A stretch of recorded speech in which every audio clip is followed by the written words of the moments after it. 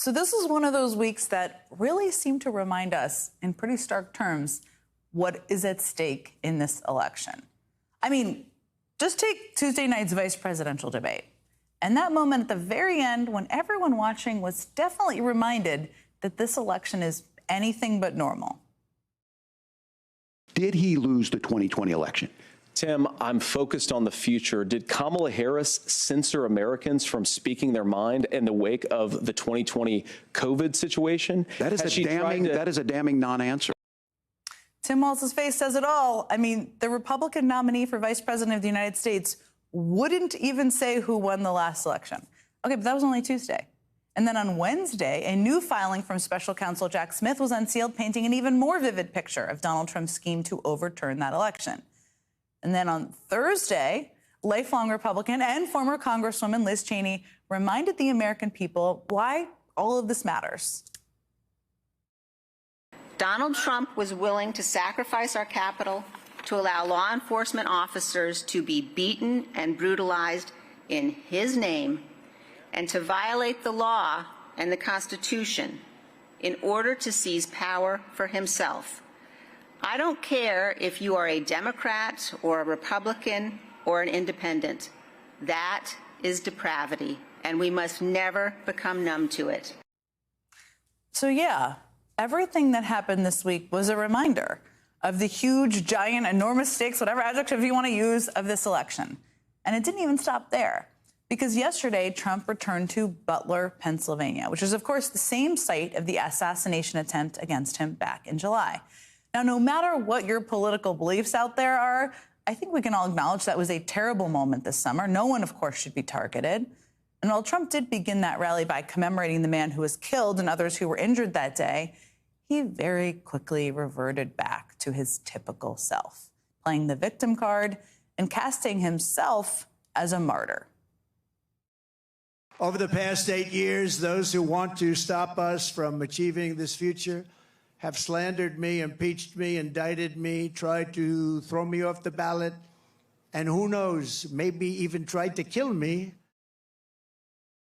I mean, that is a completely crazy statement, all of it. And it could not be further from the truth. No, his political opponents did not try to kill him. And let's not pretend his impeachments and indictments were prompted by anything other than his own actions. In fact, almost a full 4 years after his loss, he's still clinging to this lie that he won the last election. Of course, many leading Republicans want to ignore this and pretend it's not an issue. They want to move on. Former Wisconsin Governor Scott Walker said this week, voters are long over January 6th. And Congressman Tom Emmer basically said this is something that only the media cares about. And here's House Speaker Mike Johnson just earlier this morning. Can you say unequivocally that Joe Biden won the 2020 election and Donald Trump lost? See, this is the game that is always played by mainstream media with leading Republicans. It's a gotcha game. You want us to litigate things that happened 4 years ago when we're talking about the future. It's a gotcha game. It's all a media obsession. Over here in MAGA land, we're focused on the future. That's what he's trying to say. It's also not a hard question, by the way. Now, look, for anyone out there wondering why we're still talking about this, it's in large part because their guy, Donald Trump, won't shut up about it. In fact, it's the entire reason he's running. And don't just take my word for it, take his. Here's Trump just 3 days ago. It was a rigged election. You have to tell Kamala Harris that's why I'm doing it again. If I thought I lost, I wouldn't be doing this again. If I thought I lost, I wouldn't be doing this again. There we go. There it is. Now, the issue for all of us as a country is that this is not only a then problem, it's very much a now problem, because Donald Trump is leading efforts to steal this upcoming election, too. I mean, right now, Republicans are filing a flurry of frivolous but dangerous election lawsuits in swing states across the country, like in Georgia or the third largest county in Pennsylvania, where they are trying to force officials to count ballots by hand, or in Nevada and other states where they are continuing to push false claims about non-citizens voting, or in all of the places they are working to try and delay or even block the certification of election results. Already, we're 30 days out even from the election. These are pages, by the way, out of the very same playbook we saw in 2020. But this time, They've had some practice. So I know Trump's allies like to say they're focused on the future. Well, all of this is the future. What we saw on January 6th, what Jack Smith just vividly outlined, what Liz Cheney is warning against, this isn't the past. It's actually the plan. Harry Dunn is a former Capitol Police officer who protected the Capitol during January 6th. He's been out campaigning across the country. Michael Cohen is Donald Trump's former attorney. He's also the host of The Michael Cohen Show on YouTube, as well as the Mea Culpa and Political Beatdown podcast. And few people have a better understanding of what Trump is capable of than these two. So, Harry, I'm going to start with you because you're here with me on set. And I just wanted to get your reaction. I played a clip of Trump from the rally. I know you watched other parts of the rally. He's basically painting himself as the martyr, as somebody who everybody is going after. What do you make of that, and what is your reaction to it? Well, just the first thing, like you acknowledged, the assassination attempt that happened, it shouldn't be taken lightly, and it shouldn't be wished upon anybody. It's repulsive. See how easy that was, condemning something that was bad. And accurate, and everybody should say that. Everybody should say that, but if you notice during that little clip that you just showed, every statement was me, me, me, me. Not us, not the country. It's all about Donald Trump. Anytime he talks, it's all about him. And that's why the Republicans that you just showed, Mike Johnson, J.D. Vance during the debate, were unable to say that he lost the election, because that is the litmus test for Donald Trump. Can you say that you support me no matter what? Unequivocally, loyalty to me. And that's very dangerous, loyalty to one man instead of the Constitution. No question. Now, Michael, let me ask you, I'm sure you watched that rally or watched parts of that rally. What was your reaction to it?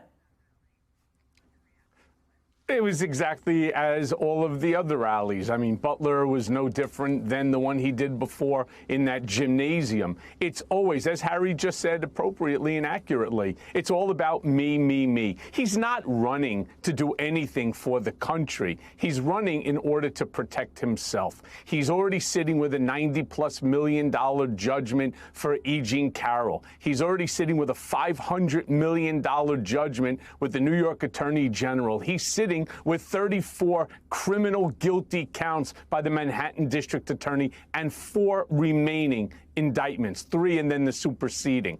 He's only running to protect himself. And I don't understand why people just don't see what is so obvious. It's so glaring in front of everybody's face, but they want to ignore it. Why? Again, I think I'm as confused about that as everybody else.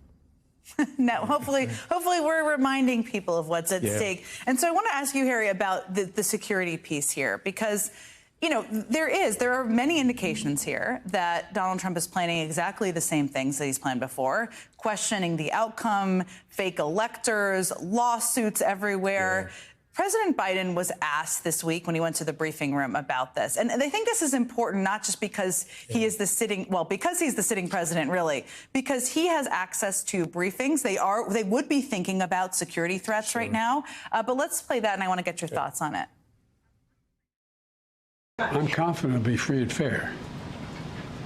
I don't know whether it will be peaceful. They haven't even accepted the outcome of the last election.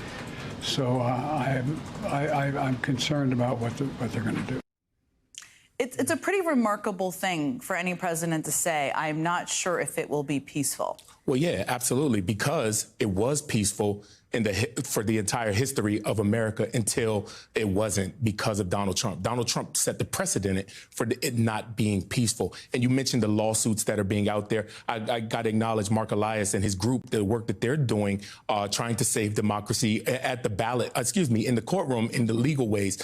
So it's definitely very important that Donald Trump when he debated Joe Biden, he was asked 3 times, would he be able to accept the election results? And then he could not answer that straightforward. He was unable to. And that's what he did leading up to January 6th. He planted the seeds of doubt, and that's what he's doing now. So when Joe Biden said that, hey, it may not be peaceful, yeah, it's unprecedented for him to say that, but it's also a reality because we saw what happened on January 6th, where police officers were beaten, all because Donald Trump, they were there because of a lie. While they were attacking police officers, they said, we're here because Donald Trump sent us. We're here to stop the steal. The election was stolen. So January 6th, the violence that occurred that day was based off of a lie. And, you know, Congress, I appreciate the work that they did with the Electoral College Reform Act. So they've done things, you know, but you can't. So when Joe Biden said, you know, it will be free and fair, but will it be peaceful? That's yet to be seen. Which is, you know, and that statement, but also just what we're all seeing with our own eyes here is a reminder. And Michael, I want to ask you, I mean,